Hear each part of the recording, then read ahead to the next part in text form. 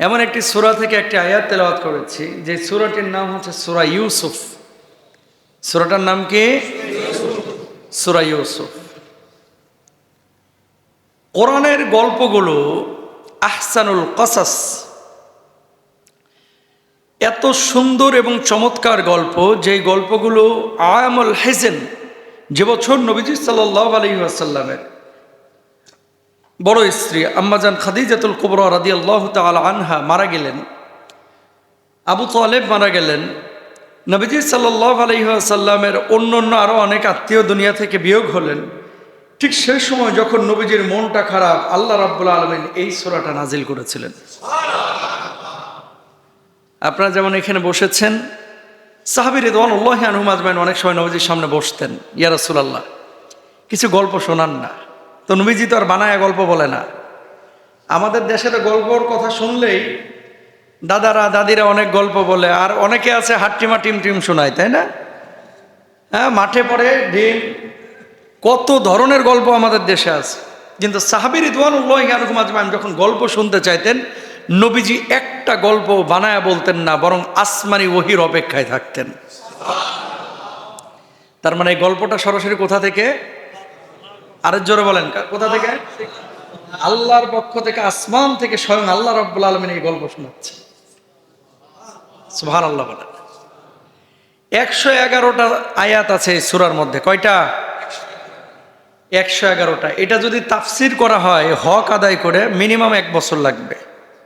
111টা সূরা, এবং একটা আয়াতের তাফসিরই কয়েক মাস করা যায় ধারাবাহিক যদি জুমায় আলোচনা করা হয়।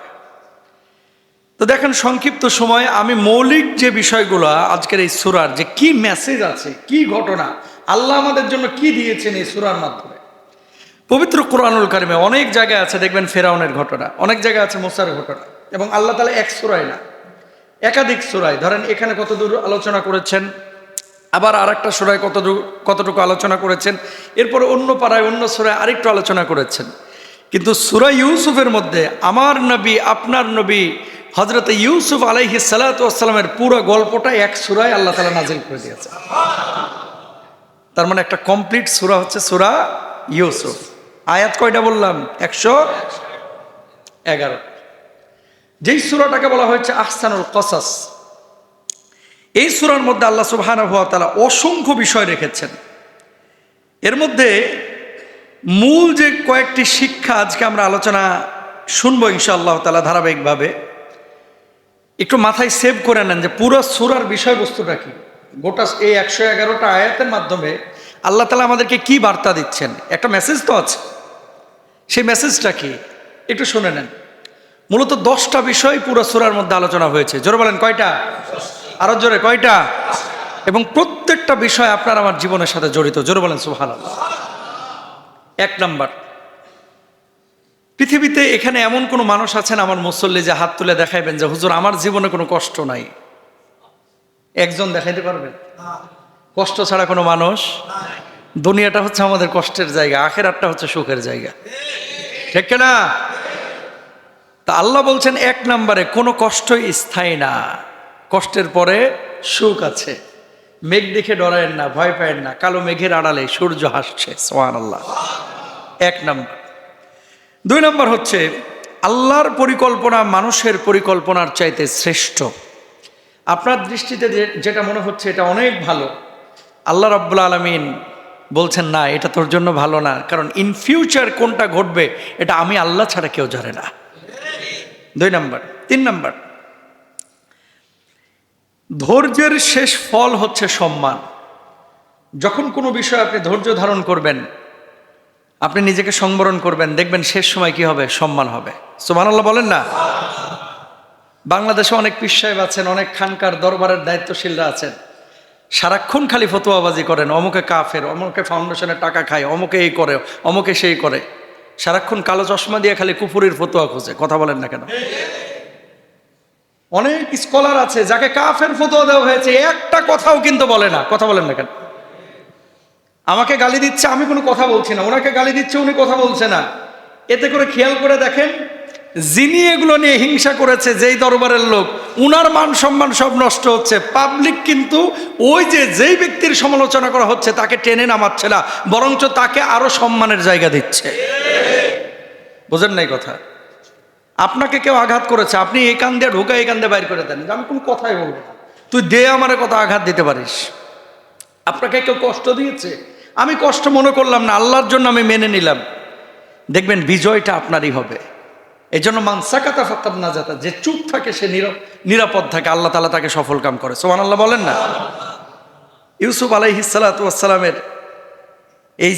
এই ঘটনা থেকে এখানে কিন্তু সূরা ইউসুফে আল্লাহ তাআলা বলছেন ধৈর্যের শেষ ফলাফলটা হয় কি? সম্মান।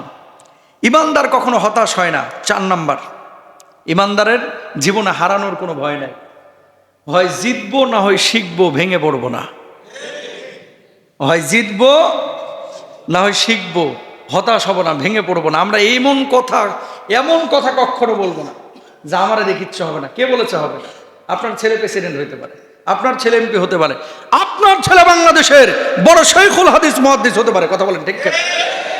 আজকে প্রধানমন্ত্রী যে তারেক জিয়া, উনি যে প্রধানমন্ত্রী হয়েছেন, হয়তোবা 70 সালে ওনার বাবা ওই যে প্রেসিডেন্ট জিয়াউর রহমান সাহেব, তিনি হয়তোবা জানতেন না যে আমার ছেলে একদিন প্রেসিডেন্ট হবে, প্রধানমন্ত্রী হবে, জানতেন?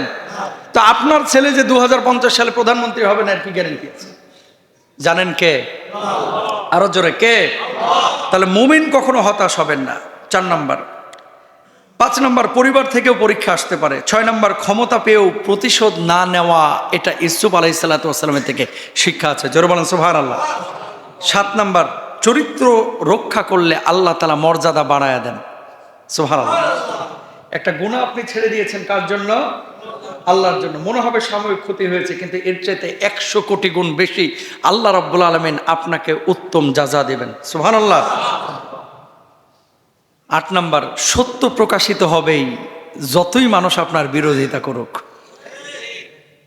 কি হবে? সত্য প্রকাশিত হবে। আপনার ভাই আপনার ক্ষতি করেছে, আপনার ফ্রেন্ড সার্কেল আপনারে ক্ষতি করেছে, বারবার আপনি মানুষের সামনে চিৎকার করে বলেছেন আমি এই কাজটা করি না, আমাকে ভুল বুঝেন না, সমস্ত মানুষ আপনাকে ভুল বুঝেছে। ঠিকই 17 বছর পরে মানুষজন বলতেছে যে না, উনি চিল্লাইছিল, উনি সত্য বলেছিলেন, আসলে কি ওনাকে অন্যায়ভাবে মারা হয়েছে। কথা বলেন ঠিক কিনা? তো সত্য এটা প্রকাশিত হবেই। অসত্যের দাপট ক্ষণস্থায়ী, সত্যের দাপট চিরস্থায়ী। সুবহানাল্লাহ বলেন। সবশেষ যে বিষয়টি আছে এই সূরায়, সেটা হচ্ছে আল্লাহ যাকে সম্মান দিতে চান, পৃথিবীর সমস্ত মানুষ মিলে তাকে অপমানিত কেউ করতে পারে না। আর কাউকে যদি আল্লাহ রাব্বুল আলামিন অপমানিত করতে চান, সারা পৃথিবীর মানুষ মিলে কেউ তাকে সম্মানিত করতে পারেন না। এবার আসেন মূল বিষয়ে। তাহলে এই 10টা বিষয় পুরা কিসের মধ্যে? সূরার মধ্যে চলে এসেছে। কতটা আয়াত বলছিলাম? ভুলে গেছে। কতটা আয়াত? 111টা আয়াতে মূলত বেসিক্যালি এই 10টা শিক্ষা। তার মানে ঘরের মধ্যে কি কি খাজানা আছে, ভান্ডার আছে, এখন বুঝে গেছেন। মসজিদের ভিতরে কি কি আছে বুঝে গেছেন, সূরার মধ্যে কি কি আছে এখন বুঝে গিয়েছেন। এবার আসেন মূল আলোচনায়। মাত্র বয়স 7 বছর, কেউ বলছেন 9 বছর, ইউসুফ আলাইহিস সালাতু ওয়াস সালামের, ছোট্ট মানুষ। ইয়াকুব আলাইহিস সালাতু ওয়াস সালামের স্ত্রী ছিলেন 2 জন। প্রথম স্ত্রী, কেউ কেউ বলছেন যে না আরো অধিক ছিল, ওই ঘরে সন্তান হয় নাই, কিন্তু প্রথম ঘরের যে স্ত্রী, তার ঘরে মোট 11 জন সন্তান। কতজন? 11 জন। দ্বিতীয় ঘরে ইয়াকুব আলাইহিস সালাতু ওয়াস সালামের সন্তান হচ্ছে 2 জন। কয়জন? একজন হচ্ছে ইউসুফ, আরেকজন হচ্ছে বিনিয়ামিন। বিনিয়ামিন, আপনারা অনেকের নাম শোনেন বিনিয়ামিন, এটা হচ্ছে মূলত ইউসুফ আলাইহিস সালামের ছোট ভাই। তো ইউসুফ আলাইহিস সালাতু ওয়াস সালাম, উনি হচ্ছেন তখন 7 বছর অথবা 9 বছর, মতবিরোধ আছে, ছোট্ট একটা বালক। সমস্ত বাবাদের কিন্তু ছোটগুলোর উপরে টান থাকে বেশি। তো নবী ইউসুফ আলাইহিস সালাতু ওয়াস সালাম এমনি তো দেখতে সুন্দর, আবার হচ্ছে সারাক্ষণ আব্বার কাছে এসে বসে থাকে, সালাম কালাম দেয়, মায়া করে, আব্বাও তারে মায়া করে, হযরত ইয়াকুব। কিন্তু ওই ঘরের 11 জন ভাই আর সহ্য করতে পারলো না। নাউজুবিল্লাহ বলেন। হিংসা শুরু করলো, কিরে আব্বাই দেখি ঘুরে ফিরে ওর দিকে টান নাই, আমরা কি ভাইসে আইছি? মানে ব্যাপারটা এরকম যে আব্বা খালি হের কথা কয়, আমাদের দিকে দেখি নজর টজর দেয় না। এরা হিংসা করা শুরু করল। এমন মুহূর্তে আল্লাহ রাব্বুল আলামিন কি বলছেন খেয়াল করেন। ইদ ক্বালা ইউসুফ লিআবিহি ইয়া আবাতি ইন্নী রাআইতু আহাদা আশারা কাওকাবা والشمس والقمر رأيتهم لي ساجدين।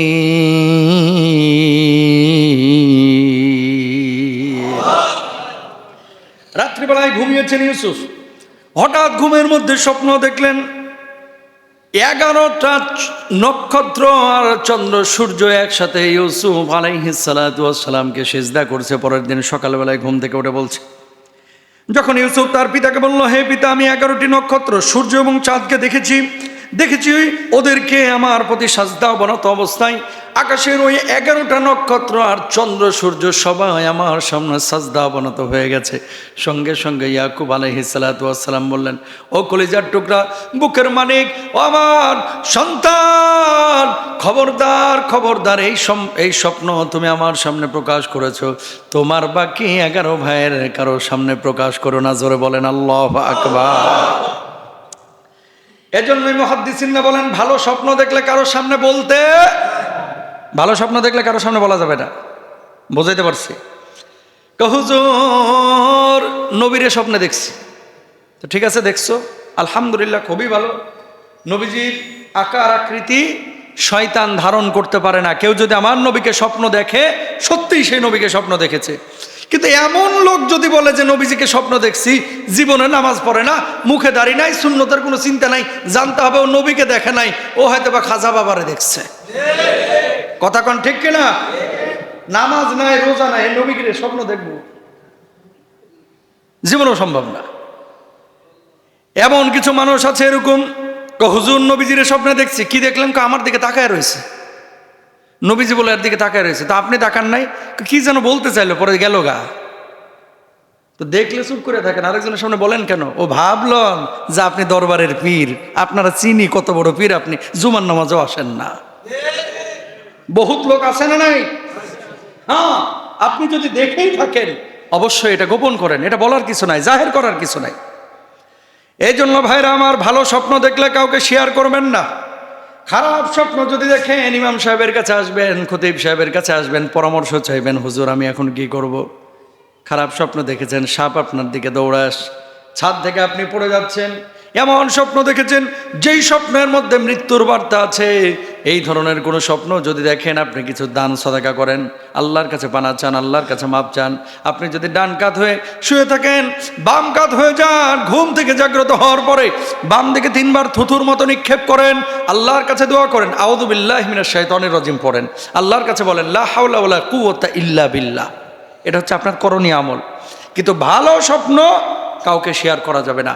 স্বপ্ন 2 ধরনের, একটা হচ্ছে আল্লাহর পক্ষ থেকে, একটা হচ্ছে শয়তানের পক্ষ থেকে।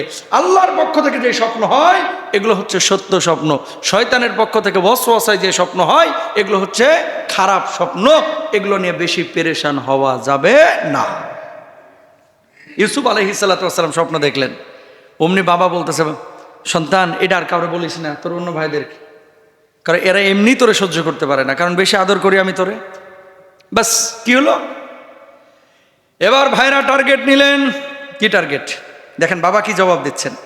বাবা জবাব দিলেন, ক্বালা ইয়া বুনাইয়া লা তাকসুস রুয়াকা আলা ইখওয়াতিকা ফায়াকিদু লাকা কাইদা ইন্নাশ শাইতানা লিল ইনসানি আদুউম মুবিন।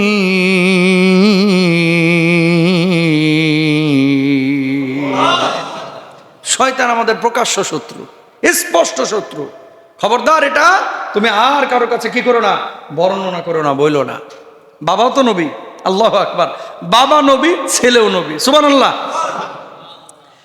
এবার দেখেন, এই যে 11 ভাই এরা ষড়যন্ত্র শুরু করলো যে না রে, শুরুর ওপরে তো আব্বার বেশি টান, এটার সাইজ করতে হইব। ভাইয়ের এবার পরামর্শ বসলো 11 ভাই, কি করা যায়? কেউ বলে আরে চল আড়ালের মধ্যে নিয়ে যা, হত্যা করে ফেলে, মেরে ফেলে। কেউ বলে যে না না, মারবো না, চল দূরে কোথাও ঘুরতে নিয়ে যা, নাম করে নিয়ে যা, কূপের মধ্যে ফেলে দেই। আবার কেউ কেউ বলে যে না, এরা নিয়ে যা বনের মধ্যে, বাঘের সামনে ফেলে দিই। কেউ বলে যে না, পানির মধ্যে ফেলে দিই। ভাইরা পরামর্শ করলো, এই পরামর্শের সিদ্ধান্ত উপনীত হলো আমরা তারা হত্যা করব না, কিন্তু কূপের মধ্যে ফেলে দেব বা নির্জন কোনো জায়গায় ফেলে আসবো, যাতে করে এই ছোট্ট ইউসুফ বাড়িতে না আসতে পারে আর আব্বার বা আলাদা নজর ইউসুফের উপরে না পড়ে। জোরে বলেন নাউযুবিল্লাহ। 11 ভাই গেছে আব্বার কাছে, আব্বা আব্বা কি হয়েছে বাজার? ইউসুফ রে খালি দেখি আপনি নিয়ে বয়ে থাকেন, আমগো একটু দেন না, আমরা ইউসুফ রে নিয়ে যে খেলবো। ও কোথায় নিয়ে যাবি? অমুক জায়গায় মেলা হচ্ছে, ওই জায়গায় নিয়ে যাব। আব্বা বলছে না, তোদের সাথে আমি দিতাম না, তোরা উদাসীন, আমার ইউসুফ রে দিতাম না তোদের সাথে। আব্বা একটু দেন না, কোনোদিন তো দেন না, আজকে দেন, আমরা দেখে রাখবো, ওরে খেলাইবো, ও খেলবে, ওরা কিছু কেনাকাটা করে দেবো বাজার থেকে, আমরা 11 ভাই থাকবো, আর কোনো ক্ষতি হবে না। একবার, দুইবার, তিনবার যখন বলছে, বাবা তো ভাইরা চাচ্ছে, ছোট ভাইরে মায়া করে দিয়ে দিচ্ছে। এই বদমাস ভাইরা তখন কি করলো? নবী ইউসুফ আলাইহিস সালাতু ওয়াস সালাম 7 বছর অথবা 9 বছরের ছোট্ট বাচ্চা, ভালো মন্দ কোনো কিছুই তারতম্য করতে পারে না। ইয়াকুব আলাইহিস সালাতু ওয়াস সালাম নতুন জামা কাপড় পরিয়ে দিয়েছেন পরিবারের পক্ষ থেকে।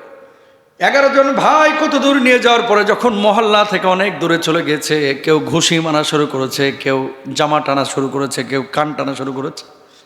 নবী ইউসুফ আলাইহিস সালাতু ওয়াস সালাম বললেন, ও কলিজার টুকরা ভাইরা, আপনারা না আমার মেলায় নিয়ে যাবেন, আপনারা না আমার ঘোরাফেরা করাবেন, বাজার থেকে নিত্য নতুন জিনিস কিনে দিবেন, আমার মারছেন কেন? আমার অপরাধটা কি? আব্বাই তোরে ভালোবাসে কেন, এজন্য তোরে মারতেছে। আল্লাহু আকবার বলেন। আব্বা তোরে ভালোবাসে কেন? ও ভাই, আমারে মাফ করে দেন, আমারে ছেড়ে দেন, আমি আমার আব্বার কাছে চলে যাব, কোনোদিন আপনাদের সামনে আসবো না, কোনোদিন দাঁড়াবো না। কিন্তু ভাইদের কলিজার মধ্যে বিন্দু মাত্র মায়া জন্মাইল না। নবী ইউসুফ আলাইহিস সালাতু ওয়াস সালামের 7 বছরের ছোট্ট বালককে ওই মিশরের পাশে এমন একটা বাজারের কিনারায় দেখলো গভীর নলকূপ, যেখান থেকে মানুষ পানি পান করে, যেখান থেকে পানি ওঠায়। ওই ছোট্ট বালককে ধরে একসাথে যখন কূপের মধ্যে নিক্ষেপ করছিল, ইউসুফ চিৎকার করছিল, আমারে ফেলায় না, আমারে ফেলায়ও না, আমারে ফেলায়ও না, আমারে বাবার কাছে নিয়ে যাও। কিন্তু ওই 11 ভাইয়ের কলিজার মধ্যে বিন্দু মাত্র ভালোবাসা জন্মায়নি। জোরে বলেন নাউযুবিল্লাহ। জালেম কিন্তু ওই সময়ও ছিল, এখনকার মতো না, আগেও ছিল, এখনো আছে। কথা বলেন না কেন?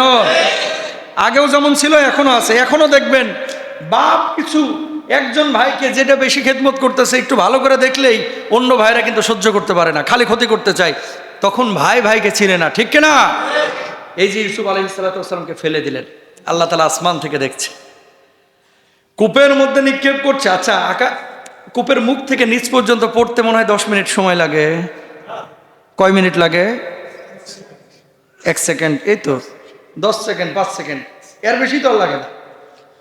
জিবরিল আমিনকে আল্লাহ রাব্বুল আলামিন ইশারা করলেন, ও জিবরিল আমিন, আমার ইউসুফকে যে ভাইরা কূপের মধ্যে ফেলে দিল, মুহূর্তের মধ্যে তুমি গিয়ে হাতটাকে পেতে দাও, একটা পাত্র বিছায়া দাও, আমার ইউসুফের যেন কোনো ব্যথা না লাগে, আমার ইউসুফের যেন কোনো আঘাত না লাগে।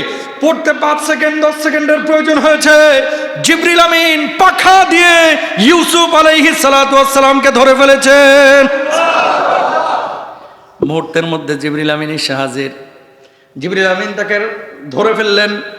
এবার ধরে ফেলার পরে ওই ভাইরা নিশ্চিন্ত হয়ে গেল, ইউসুফকে আমরা কূপের মধ্যে নিক্ষেপ করেছি, আর বেঁচে ফিরতে পারবে না, থাকুক ইউসুফ কূপের মধ্যে। এবার ভাইরা চিন্তা করছে আব্বার কাছে গিয়ে কি বলবো, আব্বা তো আমাদেরকে ইউসুফকে দিতে যাচ্ছিল না। একজন পরামর্শ দিল, ভাই বাবার কাছে যাবো, যাওয়ার পরে বলবো আমরা ইউসুফকে খেলাইতেছিলাম, এমন মুহূর্তে পেছন থেকে একটা বাঘ এসে থাবা মেরে নিয়ে চলে গিয়েছে, আব্বাকে আমরা বুঝ দিয়ে দেবো, চিন্তা করো না। ওইদিকে জিবরিল আমিন এমন একটা পাত্র, এমন একটা আসবাব, এমন একটা জায়নামাজ অথবা এমন একটা বিছানা ওখানে বিছিয়ে দিয়েছে। ইউসুফ আলাইহিস সালাতু ওয়াস সালাম ওই কূপের মধ্যে বসে বসে আকাশের দিকে তাকিয়ে আছে। জোরে বলেন সুবহানাল্লাহ। আল্লাহু আকবার, আল্লাহু আকবার। কূপের মধ্যে যখন নিক্ষেপ করা হলো, লা তাকতুলু ইউসুফা ওয়া আলকুহু ফি গায়াবাতিল জুব, তোমরা ইউসুফকে হত্যা করো না, বরং তাকে গভীর কূপে ফেলে দাও। ভাইয়েরা পরামর্শ দিল, ইন্নী লা ইয়াহজুনুনি আন তাযহাবুহু ওয়া আখাফু আন ইয়াকুলাহু যিব, তোমরা তাকে নিয়ে গেলে আমি কষ্ট পাবো, আর আমি আশঙ্কা করি তোমরা সতর্ক থাকলে নেকড়ে খেয়ে ফেলবে। এটা আগেই বলেছিল বাবা। সুবহানাল্লাহ বলেন। যেমনি ইউসুফ আলাইহিস সালাতু ওয়াস সালামকে ফেলে দিল, ফেলে দেওয়ার পর আল্লাহ রাব্বুল আলামিন ইউসুফের কানে কানে ওহী করতেছেন, ছোট ইউসুফ জিবরিল আমিনের মাধ্যমে। কি ওহী?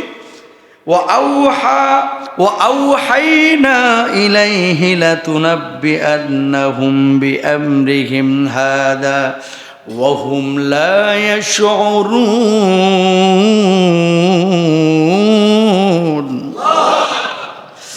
আমি তার কাছে ওহী করলাম, একদিন তুমি তাদের এই কাজের কথা তাদেরকে জানাবে, অথচ তারা তখন তোমাকে চিনতেও পারবে না। তাকবীর!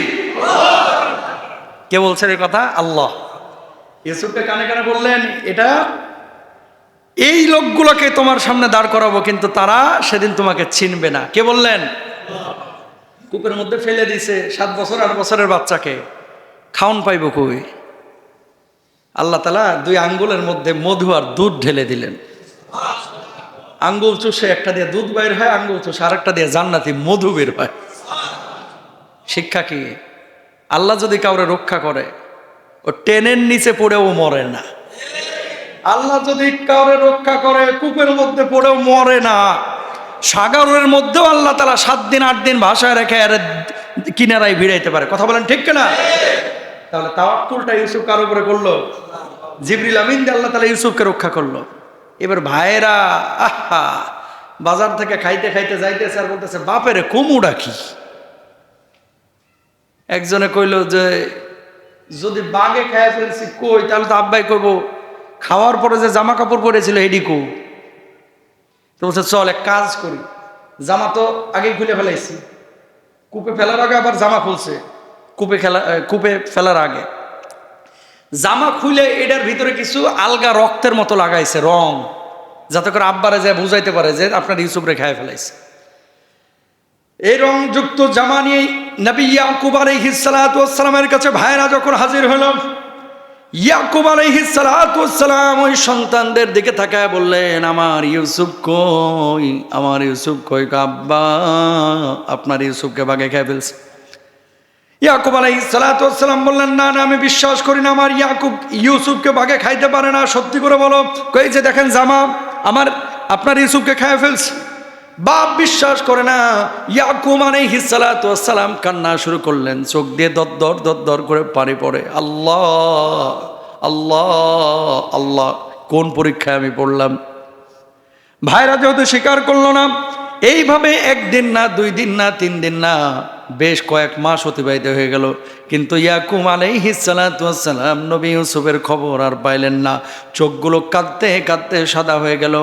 কেউ কেউ বলেন ওই শোকে নবী ইয়াকুব আলাইহিস সালাতু ওয়াস সালাম অন্ধ পর্যন্ত হয়ে গেছিলেন, দৃষ্টিশক্তি হারায় ফেলছিলেন। জোরে বলেন আল্লাহু আকবার।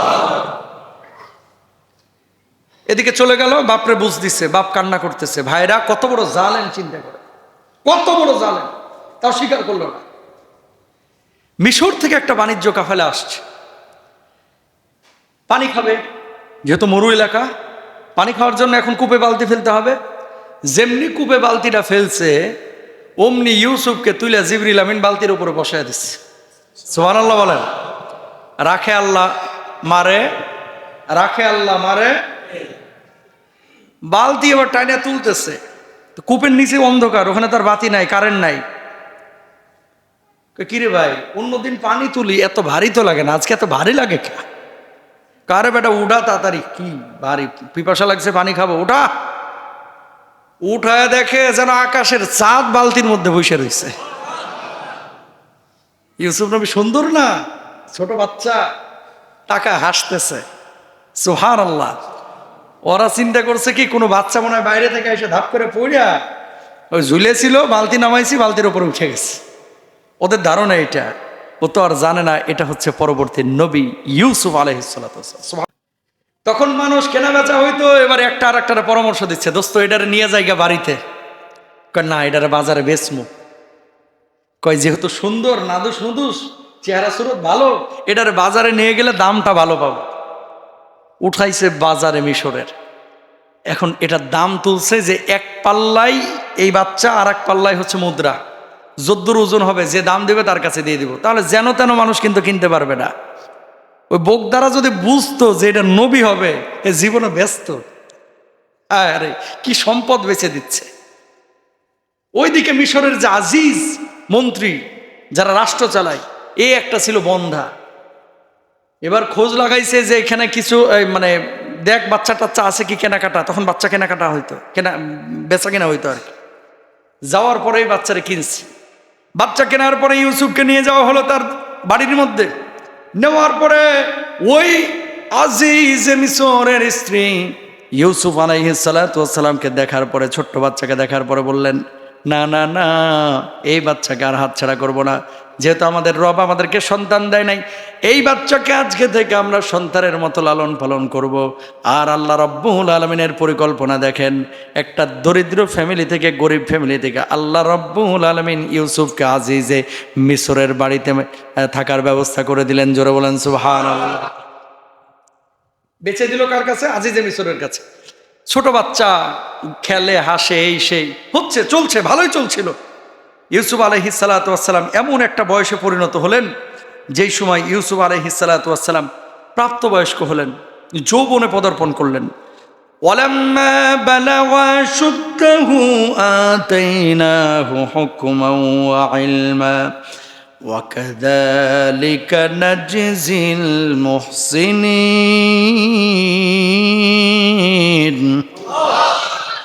যখন পূর্ণ যৌবনে উপনীত হলেন, তখন আমি তাকে প্রজ্ঞা এবং জ্ঞান দান করলাম। আর এভাবেই আমি সৎকর্মশীলদের প্রতিদান দিয়ে থাকি। খেয়াল করেন, আল্লাহ রাব্বুল আলামিন ইউসুফ আলাইহিস সালাতু ওয়াস সালামকে জ্ঞান দিলেন, প্রজ্ঞা দিলেন। এমন প্রজ্ঞা জ্ঞানে যেমন তিনি সৌন্দর্য ছিলেন, তিনি সৌন্দর্যের অধিকারী ছিলেন, তদ্রূপভাবে আল্লাহ রাব্বুল আলামিন তার চেহারার দিক থেকে সারা পৃথিবীর সেরা সৌন্দর্য দিয়েছিলেন। জোরে বলেন সুবহানাল্লাহ। যেমনি প্রাপ্তবয়স্ক হয়ে গেছে, আজিজে মিসরের স্ত্রী তার প্রতি আসক্ত হয়ে যাচ্ছেন, আসক্ত হয়ে যাচ্ছিলেন, অবৈধ প্রেম নিবেদন করছেন। ঘটনা দীর্ঘায়িত করব না। জুলাইখার কথা আপনারা সকলে জানেন। জুলাইখা যখন বাড়ির মধ্যে ছিল, তাকে প্রেম নিবেদনের জন্য আহ্বান করেছিল ইউসুফ আলাইহিস সালাতু ওয়াস সালাম। ঘরের মধ্যে কেউ নাই, জুলাইখা বলছে, তুমি আমার সাথে প্রেম নিবেদন করো, ভালোবাসা নিবেদন করো। ইউসুফ আলাইহিস সালাতু ওয়াস সালাম আল্লাহ রাব্বুল আলামিনকে চিনতেন, জানতেন, তাওহীদে বিশ্বাসী ছিলেন। তিনি যখন এই প্রস্তাব পেলেন, সঙ্গে সঙ্গে তিনি দৌড় দিলেন। জুলাইখা পেছন থেকে হামলে পড়েছে তাকে পাকড়াও করার জন্য, ধরার জন্য। যেমনি গেটের সামনে গিয়েছেন, আজিজে মিসর চলে এসেছেন। কি হয়েছে, কি হয়েছে? সঙ্গে সঙ্গে তার উপরে অপবাদ দেওয়া হলো যে আমার উপরে সে কালো হস্তক্ষেপ করেছে, প্রেম নিবেদন করেছে, আমাকে সে ধর্ষণ করতে চেয়েছে। জোরে বলেন নাউযুবিল্লাহ। নিজেই গেল তার উপরে হামলে পড়তে, অথচ এখন অপবাদ দিল কার উপরে? ইউসুফের উপরে। নাউযুবিল্লাহ বলেন না। এই জন্য মেয়েরা ভাই ডেঞ্জারাস। কিন্তু এটা কিন্তু এই জামানায় শুধু না, ওই জামানাতেও ছিল। এবার গোটা মহল্লা জানাজানি হয়ে গেছে, কিরে এটা নেই, এত জ্ঞানী ছেলে, ভালো ছেলে, এত সুন্দর, মুআদ্দাব, ভদ্র, নম্র, কারোর সাথে ভেজাল করে না, এটাই এরকম আকাম করতে গেছে। নাউযুবিল্লাহ, এর চাইতে বদমাশ আর নাই। জোরে বলেন নাউযুবিল্লাহ। যেটা হয় এলাকায়, জুব্বাওয়ালা যদি একটা কিছু করছে, তাহলে মনে করেন মাশাআল্লাহ, তার তো কোনো কথাই নাই। কারণ সাদা জামায় দাগ পড়লে বেশি বোঝা যায়। কথা কন না কেন? গোটা এলাকায় সমালোচনা শুরু হয়ে গেছে। কি গো, কি হয়েছে, ঘটনা কি? এই যে দেখো, এত বড় একটা কাজ করছে। ওয়ারাওয়াদাতহু আল্লাতী হুয়া ফী বাইতিহা আন নাফসিহি ওয়া গাল্লাকাতিল আবওয়াবা ওয়া ক্বালাত হাইতা লাক। জোরে বলেন আল্লাহু আকবার। যে নারীর ঘরে তিনি ছিলেন, সে তাকে নিজের প্রতি আকৃষ্ট করতে চাইল। সে সব দরজা শক্ত করে বন্ধ করে দিল, বন্ধ করে বলল, এসো। কে বলছেন? আমার আল্লাহ নিজে বলছেন। ইউসুফ সঙ্গে সঙ্গে জবাব দিলেন, মাআদাল্লাহ, আল্লাহ আপনি আমাকে সাহায্য করেন। ইন্নাহু রব্বি আহসানা মাসওয়াই ইন্নাহু লা ইউফলিহুয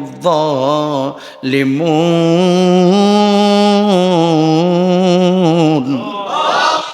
আমার প্রতিপালক আমাকে সম্মান দিয়েছেন, নিশ্চয় জালিমরা কখনো সফল কাম হয় না। আল্লাহু আকবার বলেন। ওয়ালাকাদ হাম্মাত বিহি ওয়া হাম্মা বিহা লাউলা আর রাআ বুরহানা রাব্বি।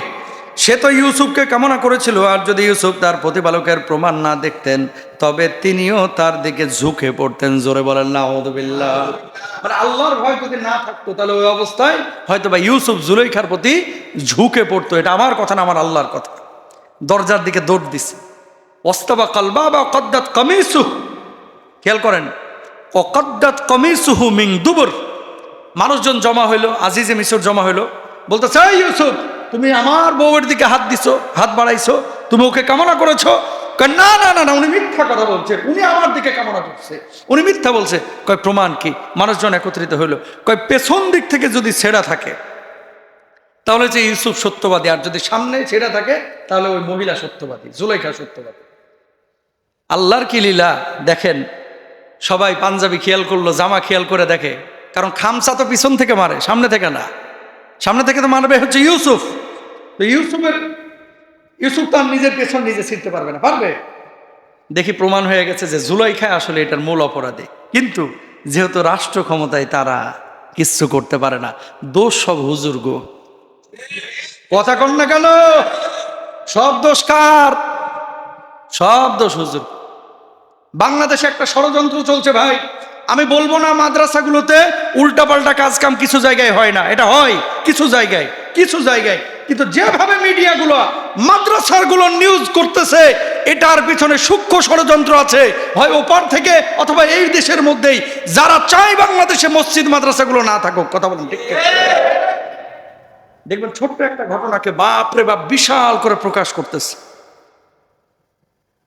আমি শুনলাম আমাদের এক ভাই বললেন যে 300-র উপর পেজ তারা খুলেছে, যারা সারাক্ষণ খালি অপেক্ষায় থাকে ওই মাদ্রাসার নামে, ওই হুজুরের নামে, ওই আলেমের নামে, এই বলৎকারের নিউজ, ওই অমুক নিউজ, এই তমুক নিউজ, উল্টা পাল্টা যত নিউজ আছে, এই সব নিউজগুলো দিয়ে দাড়িওয়ালা টুপিওয়ালাদের বিপক্ষে মানুষদেরকে অনেকে লেলিয়ে দিচ্ছে। কথা বলেন ঠিক কেনা? যদি কোনো মাদ্রাসায় এরকম ঘটনা ঘটে, অবশ্যই সেই মাদ্রাসার ওস্তাদদেরকে আপনারা কাঠগড়ায় দাঁড় করান। আর যেই বদমাশ হুজুরে কাজ করবে, পিটাইয়া ওইটারে পুলিশের হাতে তুলে দিবেন। কথা বলেন ঠিক কিনা? এগুলো মানুষ না, এগুলো কুকুরের চাইতে অধম। আমি বুঝি না আমাদের মুরব্বীরা এগুলো নিয়ে কথা বলে না কেন। যদি কোনো মাদ্রাসায় এরকম ঘটনা ঘটে, এই ওস্তাদের ব্যাপারে সিদ্ধান্ত নেবেন, গোটা বাংলার জমিনে কোনো মসজিদ মাদ্রাসায় যেন এই হারামখোর আর চাকরি না পায়। কথা বলেন ঠিক কিনা? আপনার সন্তান আমার সন্তান, তারা আমাদের কলিজার টুকরো। বয়স সন্ধিকাল যখন হয়, মানুষের বিভিন্ন ধরনের কিন্তু আগ্রহ তৈরি। ছোট বাচ্চারা অনেক সময় একটা আর একটার সাথে উল্টা পাল্টাই এরকম হতে পারে। এটা যে শুধু মাদ্রাসায় হয় তা না, আপনার বাড়িতেও কিন্তু হয়। মাদ্রাসারটা বেশি আলোচনা হয়, আপনারটা হয় না। কাজিনে কাজিনে কত কি হয় আপনি কি জানেন? সব জানেন না। আমি যে কথা বলতে যাচ্ছি, পাপ পাপি, সেটা মাদ্রাসায় হোক, সেটা স্কুলে হোক, আমরা পাপের বিপক্ষে। কিন্তু উদ্দেশ্য প্রণোদিতভাবে মাদ্রাসাগুলোকে টার্গেট করা, এটা কিন্তু অন্যায়। এটা কি অন্যায়? ওই যে ইউসুফ আলাইহিসসালাম বারবার বলতেছে যে দেখেন, আমি তো ওর উপর হামলা করতাম, তাহলে তো আমার সামনে দিক ছেড়া থাকতো জামার, ও আমার তাই আইসে দেখি তো আমার জামার পেছন ছেড়া। তারপরে মানুষ বিশ্বাস করলো না। কি? না না না না না, তুই বেটা এদেশে এদের এখানে থেকে বড় হয়েছো, হ্যাঁ, আমরা ওদেরকে চিনি না, ওরা আজিজে মিসর, ওরা সম্ভ্রান্ত ফ্যামিলি, ওরা এই কাম করতে পারে না, করলে তুই করছস। প্রমাণ থাকার পরেও বিশ্বাস করলো না। ওই যে হুজুর, কথা কন না কেন? ওই যে কি, হুজুর, হুজুর হইলে তো সব দোষ হুজুরের। আল্লাহ মাফ করুক, আমিন বলেন। এবার মহিলারা বলা শুরু করলো যে কিরে, এই ঘরের মধ্যে নাকি এই ইউসুফ খুব সুন্দর দেখতে শুনলাম। কয় এমন সুন্দর? কে বলতেছে? জুলেখা। কয় কেমন সুন্দর? কয় ও মুখে ভাষা প্রকাশ করা, মানে অনুভূতি দিয়ে মুখে ভাষার মাধ্যমে এটা প্রকাশ করা যাবে না। একটু দেখার ব্যবস্থা কর না। কারা বলতেছে? এলাকার ভাবিরা। এলাকার কারা? বুঝেন নাই? এলাকার অন্যান্য যে মহিলারা আছে না, তো এই ঘরে নাকি ইউসুফ আছে, এটা নাকি দেখতে খুব সুন্দর। কেমন সুন্দর? দেখলে পাগল হয়ে যাবি, একটু দেখানোর ব্যবস্থা কর না। তো বলতেছে কেমন সুন্দর, দেখানোর ব্যবস্থা করব। ঠিক আছে আসিস, যেহেতু আজিজে মিসরের প্রেসিডেন্টের স্ত্রী। ইউসুফ এদিকে আয়, ঘরের মধ্যে বসবি। বসছে, সবার হাতে একটা করে আপেল আর একটা করে ছুরি দিছে। ইউসুফ আলাইহিসসালাম বসছে, কেবল বসার পরে আপেল কাটতেছে খাওয়ার জন্য। আপেলে ছুরি না চালায় হাতে ছুরি চালাইছে, হাত কেটে গেছে, টেরও পায়নি। আল্লাহ, কেমন সুন্দর ছিল আমার ইউসুফ নবী। সুবহানাল্লাহ, সুবহানাল্লাহ। এখন আপনি বলবেন যে হুজুর, আমার নবীর চাইতে ইউসুফ নবী বেশি সুন্দর ছিল কিনা? আমার ইউসুফ নবী সুন্দর ছিল, কিন্তু তার চাইতে 100 কোটি গুণ সুন্দর ছিল আমার পিয়ারা নবী। জোরে বলেন সুবহানাল্লাহ। আবার নবীজির দিকে সাহাবীরা যখন তাকায় থাকতেন, অপলোক দৃষ্টিতে তাকায় থাকতেন, আকাশের পূর্ণিমার চাঁদের দিকে তাকাচ্ছেন একজন সাহাবী, আমার নবীর মুখের দিকে তাকাচ্ছেন, কম্পেয়ার করছেন কে বেশি সুন্দর, পূর্ণিমার চাঁদটা নাকি আমার মায়ের নবীটা। তিনি বললেন, পূর্ণিমার চাঁদের মধ্যে খুঁত থাকতে পারে, আমার নবীর চেহারার মধ্যে কোনো খুঁত নাই। যার চেহারার দিকে তাকাইলে তাকায় থাকতে মন চাইতো, যার হাতটা মানুষ ধরলে আর হাতটা ছাড়তে চাইতো না, যার শরীরের পাশে বসলে আলাদা একটা জান্নাতি গান বাড়বে। আল্লাহু আকবার, আমার নবী ছিলেন এত সুন্দর। আবার কয়েকদিন পরে একই ঘটনা, ওই ঘটনা আবার টেনে নিয়ে এসেছে, ইউসুফ তোমার তো শাস্তি পেতেই হবে, কারণ তুমি আমার বউয়ের দিকে হাত বাড়াইছিলা। কি শাস্তি? কই জেলে যাও। জেলের মধ্যে আবদ্ধ করা হইলো 1 বছর না 2 বছর না, আমার ইউসুফ নবীকে প্রায় 7 থেকে 9 বছর জেলের মধ্যে বন্দি করে রেখেছিল। জোরে বলেন নাউযুবিল্লাহ। জেলের মধ্যে যখন দিয়ে দিছে, দেওয়ার পরে সাথে আরো 2 জন গেছে ওই জেলখানাতেই। জেলখানাতে 2 জন যখন গেছে, যাওয়ার পরে দেখলো যে ইউসুফ এই জেলের মধ্যে। 2 জন যাওয়ার পরে 2 জনই স্বপ্ন দেখছে। ইউসুফ আলাইহিস সালাতু ওয়াস সালাম ওয়াদাখালা মাহু সিজনা ফাতায়ান, তার সঙ্গে কারো আরো 2 জন যুবক গেল। নাব্বিনা বিতাউইলিহি ইন্না নারাকা মিনাল মুহসিনিন। একজন স্বপ্ন দেখলো যে আমি আঙ্গুর চেপে মদ তৈরি করতেছি। আঙ্গুরের রস দিয়ে কিন্তু মদ হয়, জানেন তো? এটা আঙ্গুর টিপে টিপে কি করতেছে? মদ তৈরি করতেছে। একজন স্বপ্ন দেখলো।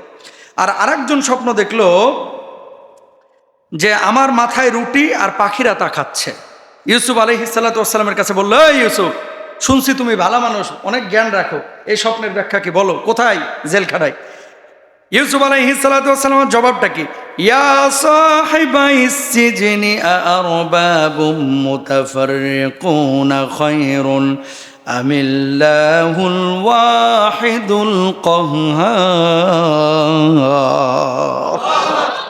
হে কারাগারের 2 সাথী, অনেক প্রভু কি ভালো, নাকি একক পরাক্রমশালী আল্লাহ?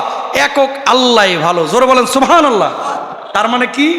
দুনিয়াতেও দাওয়াত, এই মানে কবরে যতক্ষণ না যাচ্ছেন, জেলখানায় থাকেন, হোটেলে থাকেন, রিসোর্টে থাকেন, অফিসে থাকেন, মসজিদে থাকেন, যেখানেই থাকবেন, মুসলমানের ইন্টেনশন হচ্ছে আল্লাহর দাওয়াত দেওয়া, ইসলামের দাওয়াত দেওয়া। জোরে বলেন সুবহানাল্লাহ। ওই যে জেলখানায় 2 জন গিয়েছিল, এখানে ইউসুফ নবীর দাওয়াত দেওয়ার কোনো দরকার ছিল? স্বপ্নের ব্যাখ্যা জিজ্ঞেস করছে, ব্যাখ্যা বলে দিবেন, তাহলেই তো দাওয়াত শেষ। ইউসুফ নবী দাওয়াতটা দিলেন প্রথমে কি, যে দেখো অনেক আল্লাহকে না মাইনে তুমি এক আল্লাহকে মানো, যার উপরে আমরা ঈমান এনেছি। প্রথমে দাওয়াতটা দিলেন। তারপরে এবার 2 বন্দির স্বপ্নের ব্যাখ্যা নবী ইউসুফ আলাইহিস সালাতু ওয়াস সালাম করছেন। তিনি বললেন, প্রথম ব্যক্তি বাদশার পানীয় পরিবেশনকারী হবে, আর দ্বিতীয় ব্যক্তিকে মৃত্যুদণ্ড দেওয়া হবে। ওই যে আঙ্গুর থেকে মদ বানাইতেছিল, ও হচ্ছে বাদশার পানি সরবরাহ করবে। আর দ্বিতীয় ব্যক্তি যার উপর থেকে যার মাথা থেকে রুটি খাচ্ছিল, এর মৃত্যুদণ্ড কার্যকর হবে। এটা পরবর্তীতে তাই হয়েছিল। জোরে বলেন আল্লাহু আকবার। কয়েক বছর পরে এবার ওই ব্যক্তি, কার? ওই যে মদ যে বানাইতেছিল, ওর জামিনে মুক্তি হইল। কিসে? জামিনে মুক্তি, জেলখানা থেকে ছেড়ে দেওয়া হলো। ইউসুফ নবীকে এবার বলতেছে, তুমি আমার বড্ড উপকার করেছিলা, তোমার কি কোনো উপকার করতে পারি? আমার কোনো উপকার করা লাগবে না, তুমি যে মালিকের কাছে কাজ করো, ওই বাদশাকে আমার কথাটা একটু বইলো, যদি তার মায়া হয় আমার একটু ছাইড়া দিবে। ওই বেচারা জেলখানা থেকে বের হওয়ার পরে ভুলে গেছে কার কথা? ইউসুফ নবী। কারণ জেলের মধ্যে তো বন্ধু ছিল ইউসুফ, এখন তো বাইরে বন্ধুর অভাব নাই। বিপদে ঠিকই আসল বন্ধুরে মনে পড়ে, সুখে থাকলে আর মনে পড়ে না। মরার দিনে হুজুর দাওয়াত পায়, বিয়ের দিনে হুজুর দাওয়াত পায় না। কথা কন না কেন? এলাকায় মরলে হুজুর দাওয়াত পায়, খতিব দাওয়াত পায়, কিন্তু বিয়ের দিন দাওয়াত পায় না। ওই সেম জিনিস, যার জন্য সিন্নি খাইলি মোল্লা চিনলি না। ইউসুফ নবী জেলখানার মধ্যে যারা এতদিন হেল্প করলো, খেদমত করলো, ওরে খালি বলছে যে তুই বাইর হইয়া, যেহেতু আমার আইনজীবী নাই, আমার তো কোনো উকিল টুকিল নাই, আমার কোনো আত্মীয় স্বজন নাই, আমি তো মুসাফির, পালক পুত্র, মানে পালক সন্তানে এই এরিয়ায়, তো তুই যে একটু মালিকরে বলিস যে জেল তো অনেক খাটাইলেন, এবার একটু আমার সাইডা দেন, আমি নির্দোষ। ও যায় ভুলে গেছে। অনেকদিন পরে বাদশাহ একটা স্বপ্ন দেখছে। কি স্বপ্ন? বাদশাহ স্বপ্ন দেখছে, খেয়াল করেন কিভাবে আল্লাহ তাআলা বা এই মানে রাষ্ট্রনায়ক বানাইলেন। বাদশাহ স্বপ্ন দেখলেন যে 60টা মোটা গাভী, চিকন 60টা গাভীকে খেয়ে ফেলছে, আর কিছু শুকনা শীষ, কিছু সবুজ শীষ। বাদশাহী স্বপ্ন দেখার পরে স্বপ্ন ব্যাখ্যাটা জানার জন্য একেবারে পাগলের মতো হয়ে গেছে। কে? মিশরের বাদশাহ। এবার গোটা রাজ্যে খবর লাগালো এই স্বপ্নের ব্যাখ্যা কেউ তোমরা করতে পারবা কিনা। কেউ স্বপ্নের ব্যাখ্যা করতে পারে না, কেউ পারে না। ওই যে ভদ্রলোক যে জেলের মধ্যে ছিল, এবার এর কথা ইউসুফ আলাইহিস সালাতু ওয়াস সালামের কথা মনে পড়ছে যে এই স্বপ্নের ব্যাখ্যা তো একজন করতে পারে, সেটা হচ্ছে ইউসুফ। সঙ্গে সঙ্গে ওই বাদশাকে বললেন, আমার কাছে একজন লোক আছে আমার সন্ধানে, যে লোকের কাছে গেলে আপনার স্বপ্নের সুস্পষ্ট ব্যাখ্যা করতে পারবে। কয় কে সেই লোক?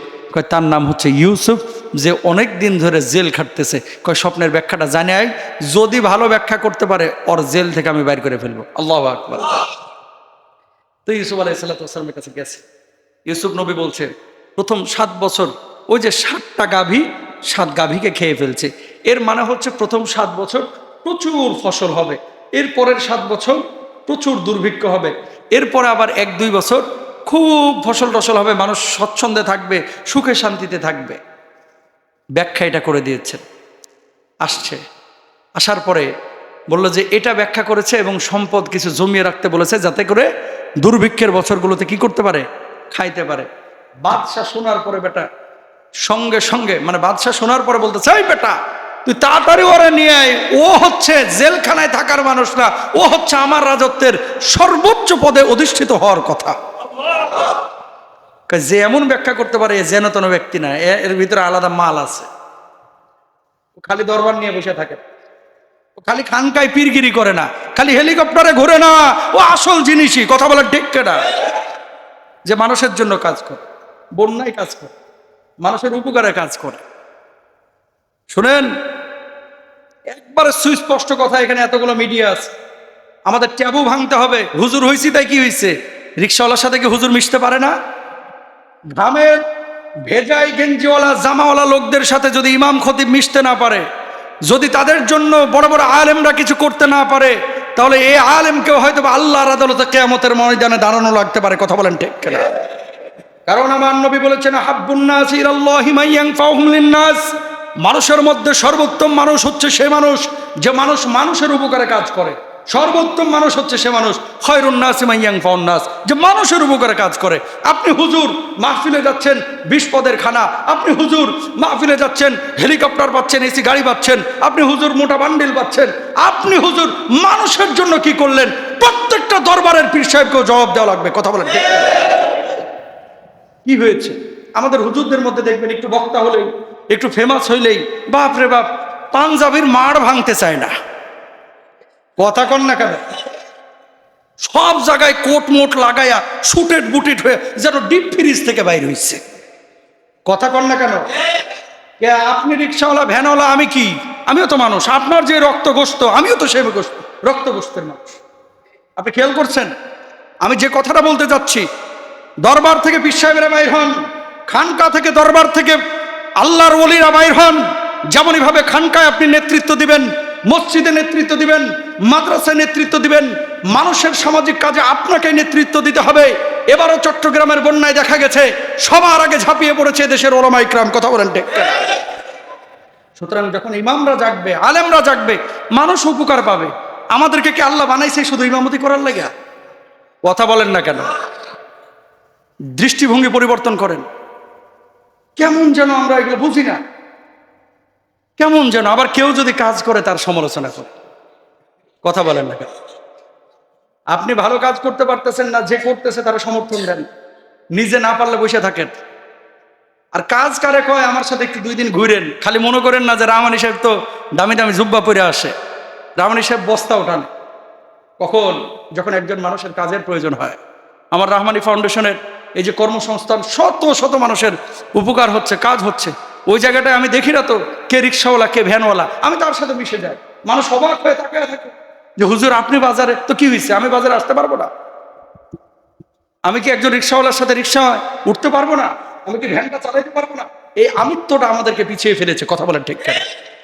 শোনেন, হেলিকপ্টার থেকে রঙিন চশমায় দুনিয়া দেখা আর জামগড়ার ওই রিক্সাওয়ালা ঘামে ভেজা লোকদের চোখ দিয়ে দুনিয়া দেখা, দুইটার মধ্যে কিন্তু পার্থক্য আছে। হাজী সাহেব, দুইটার মধ্যে পার্থক্য আছে। কিন্তু ইসলাম শুধু এটা শেখায় নাই খালি ইমামতি করবেন, বক্তাগিরি করবেন, খাবেন দাবেন, নিজে ভালো জীবনযাপন করবেন না, আর একজনকে নিয়েই ভালো থাকতে হবে। এটা ইসলামের শিক্ষা। সুতরাং এই ট্যাবও আমাদের ভাঙতে হবে। আর যারা ভালো কাজ করে তাদেরকে সমর্থন দিতে হবে, ইনশাল্লাহ বলেন। যাদের সামর্থ্য আছে প্রত্যেকে দায়িত্ব নেন যে আমি একজন মানুষের উপকার করব, আমি নিজে শুধু ভালো থাকবো না। যারা শুধু এই টেন্ডেন্সি, চেতনা লালন করে যে দুনিয়াটা মস্ত বড়, খাও দাও ফুর্তি করো, এরা আসলে দুনিয়ার মূল মাকসাদই বোঝে নাই। দুনিয়াটা মুমিনের জন্য হচ্ছে জেলখানা, দুনিয়া ভোগের জায়গা না, দুনিয়া হচ্ছে বিতরণের জায়গা, কষ্টের জায়গা। আল্লাহ বুঝদান করুক, আমিন বলেন। যাই হোক, 2-4 মিনিটের মধ্যে শেষ করব। কোথায় ছিল কথা? জেলখানা থেকে বাহির করলো। বাহির করার পরে বলতেছে, এই তোমার আমি একটা মন্ত্রণালয় দিতে চাই, তুমি কোনটা নিবা? তুমি আমার জান্ডারে ঠান্ডা করে ফেলাইছো। কয় দিবেনি যেহেতু ভালো মন্ত্রণালয়টা দেন। কয় কোনটা নিবা? কয় অর্থ আর খাদ্য মন্ত্রণালয়টা আমরা দিয়ে দেন। জ্ঞানী মানুষ তো, ওই শিক্ষামন্ত্রী হইতে চায় নাই। আবার কি কয়ে হেলাইবো, বিপদে পড়ে যাইব।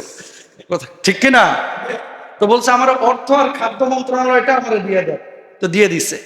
দেওয়ার পরে ওই যে দুর্ভিক্ষ শুরু হলো। দুর্ভিক্ষ শুরু হওয়ার পরে গোটা মিশরে মানুষ ঝাঁকে ঝাঁকে আসতেছে। ইয়াকুব আলাইহিস সালাম তখনও জীবিত। কয় এই মিশরে বাদশার ওখানে খাবার দিবে, খাবার নিয়ে আসিস। তারা থাকে মিশর থেকে অনেক বাইরে। 11 ভাই মিলে খাবার নিতে আসছে। দেখেন আল্লাহর কি খেলা, সুবহানাল্লাহ। যখন খাদ্য মন্ত্রণালয়ের দায়িত্ব নবী ইউসুফ, তখন 11 ভাই আইছে ইউসুফ আলাইহিস সালামের এখানে ত্রাণ নিতে, খাদ্য নিতে। ইউসুফ নবী দূর থেকে দেখে বলছে, কিরে চিনে ফেলাইছে। সুবহানাল্লাহ কন না। ওরা আর ইউসুফরে চিনে নাই, ইউসুফ আলাইহিস সালাম ঠিকই চিনে ফেলছে। চেনার পরে সংক্ষেপে বলে দিই, তাদেরকে ত্রাণ দিচ্ছে। দেওয়ার পরে বলে, এই আমার কাছে খবর আছে তোমাদের এক ভাই নাকি ঘরে আছে। আর নাম কি? কয় বিনিয়ামিন। কয়টার আনো না কে? কয়টা ছুডু তো এর লাগে হাঁটতে পারে না, নিয়ে আসি নাই, কিছু একটা বলছে আর কি। কয় সামনে দিন যদি ওরা না নিয়ে আসো ত্রাণ পাবে না, ওরাও লাগবে। নবী ইউসুফের টার্গেট হচ্ছে নিজের মায়ের ভাইটার একটু দেখা। সুবহানাল্লাহ। পরে 11 ভাই গিয়েছে। যাওয়ার পরে বলে, আব্বা এটা কেমন মন্ত্রী পাইছি। কয় কি হয়েছে? কয় বিনিয়ামিন রে ছাড়া নাকি ত্রাণ দিবে না, এটা কেমন মন্ত্রী? কয় নিয়ে যাস বিনিয়ামিন রে। নিয়ে গেছে। ইউসুফ নবী দেখার পরেই চিনে ফেলেছে। চিনে ফেলার পরে এমনি এমনি তো রাখবেন, একটা ওসিলা লাগে। আজিজে মিশরের একটা স্বর্ণের বাটি ওই বিনিয়ামিনের বস্তার ভিতরে ঢুকিয়ে দিয়েছেন ইউসুফ নবী। কেন? যাতে করে তার একটা কথা বলে এখানে রাখা যায় এবং ইয়াকুব নবীকে নিয়ে আসা যায়। ব্যাস, যখন বস্তার ভিতরে একটা স্বর্ণের পাত্র দিয়ে দেওয়া হয়েছে, দেওয়ার পরে বলছে, এই আজিজে মিশরের বাটি হারিয়ে গেছে, তোমাদের মধ্যে কেউ মনে হয় নিয়েছে এটা। কয় না, আমরা কেউ নিই নাই। কয় বিনিয়ামিনের এটা চেক করো। বস্তা চেক করে দেখে বাটি ওর ভিতরে। ইউসুফ নবী বললেন, বিনিয়ামিনকে নিতে পারবা না, তোমরা চলে যাও। আর এইদিকে কানে কানে বিনিয়ামিনকে বলছে, বিনিয়ামিন রে, আমি তোর সেই ছোটবেলার ভাই ইউসুফ, খবরদার মন খারাপ করিস না। জোরে বলেন আল্লাহ। কূপ থেকে কোথায় নিয়ে গেল? রাষ্ট্রনায়ক। কূপ থেকে মন্ত্রণালয়ের মন্ত্রী। একবার জোরে সরে বলেন আল্লাহু আকবার। শিক্ষা কি? আল্লাহ রব্বুল আলামিন একেবারে মাটি থেকে আসমানে তুলে দিতে পারেন যদি আল্লাহ চান করে মানুষকে, ঠিক কেনা? তারা চাইলে হত্যা করতে, আল্লাহ বানিয়ে দিলেন কি? মন্ত্রী। সুবহানাল্লাহ। মন্ত্রী হয়ে গেলেন হযরত ইউসুফ আলাইহিস সালাতু ওয়াস সালাম। এরপরে এই 11 ভাই ইয়াকুব নবীকে নিয়ে আবার এসেছেন। ইউসুফ আলাইহিস সালাতু ওয়াস সালাম একটা জামা দিয়ে পাঠিয়েছিলেন। কারে? ওই ভাইগুলোর 11 জনরে, যে তোমরা যে আচরণটা আমার সাথে করেছিলে আমি ইউসুফ তোমাদেরকে মাফ করে দিয়েছি। আমরা পারবো এরকম ভাইকে মাফ করতে? আমরা তো বোন ভাইকে মাফ করতে চাই না, ভাইকে মাফ করতে চাই না, খালি আক্ষেপ, আল্লাহ যেন তোর বিচার করে। না, আপনারা ঠগাইছে তো আল্লাহ আপনারা ঠগাবে না, ওরা মাফ করে দেন। যে না, কয়দিনের জিন্দেগি, তুই খায়া খুয়া ভালো থাক, আমি একটু কষ্ট করলাম। যে যত মাফ করতে পারে এই পৃথিবীতে সে তত সুখী। সুবহানাল্লাহ বলেন। একটা জামা দিছে। জামা দেওয়ার পরে ইয়াকুব আলাইহিস সালাতু ওয়াস সালামের এই সন্তানদেরকে ইউসুফ নবী বলে দিছে, এই জামাটা নিয়ে যে খালি ইয়াকুবের চোখে লাগাইবা, সাথে সাথে কিছু একটা হবে। চোখে লাগাইছে আর অমনি দৃষ্টিশক্তি ফিরে আসছে। সুবহানাল্লাহ। তখন ইয়াকুব নবী বুঝে গেছে যে এটা সাধারণ কোনো মানুষের জামা না, হয়তো আমার ইউসুফের জামা। আব্বা ঠিকই ধরছেন, আপনার আপনার ইউসুফ আজকে কূপে নাই, আপনার ইউসুফের ব্যাপারে আমরা মিথ্যা কথা বলেছিলাম, আব্বা আমাদেরকে মাফ করে দেন। আপনার ইউসুফ জীবিত, এখন মিশরের অর্থমন্ত্রী, খাদ্যমন্ত্রী। জোরে বলেন সুবহানাল্লাহ। আল্লাহ কারে কিনা করতে পারে। যাই হোক, সময় শেষ। এখান থেকে শিক্ষাটা কি? শিক্ষা হচ্ছে মানুষকে ক্ষমা করে দেওয়া, শিক্ষা হচ্ছে মানুষকে ভালোবাসা, শিক্ষা হচ্ছে ধৈর্য ধারণ করা, যেগুলো আগেই বলে দিয়েছি। ওই যে 10টা শিক্ষা, যে পুরা এই 111টা আয়াতের মধ্যে 10টা শিক্ষা ছিল।